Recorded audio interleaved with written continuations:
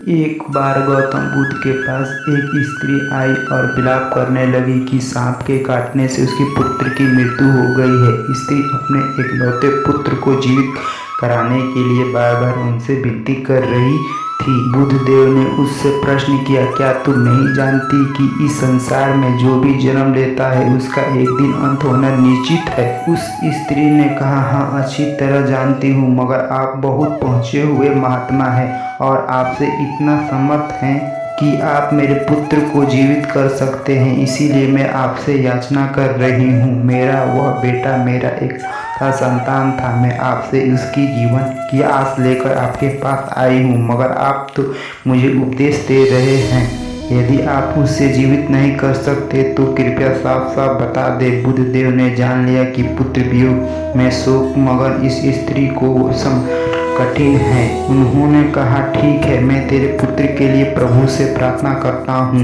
मगर तू उसके लिए किसी घर से रुई लेकर आ। लेकिन इस बात का ध्यान रखना कि जिस घर से तू रुई लेकर आई उस घर में कभी किसी के मृत्यु नहीं हो।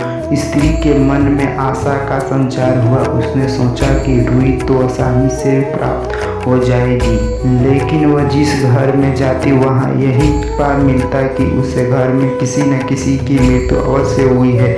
वह बेचारी थक गई, लेकिन उसे किसी भी घर में रुई नहीं मिली। उसे इस बात की समझ आ रही थी कि मृत्यु अटल है और उसका सामना किसी को करना ही पड़ता है। थक हार कर वह बुद्धदेव के पास लौट आई और उसने बताया कि उसे ऐसा कोई घर नहीं मिला जहाँ किसी की मृत्यु नहीं हुई हो, लेकिन अब अन्य लोगों के समान वह भी इस दुख का धैर्य और साहसपूर्वक सामना करने लगी। आप अगर इस चैनल को सब्सक्राइब नहीं किए हैं, इस वीडियो को लाइक नहीं किए, प्लीज़ इस वीडियो को लाइक कर दीजिए, इस चैनल को सब्सक्राइब कर दीजिए। आप इस वीडियो को देखकर आपको धन्यवाद।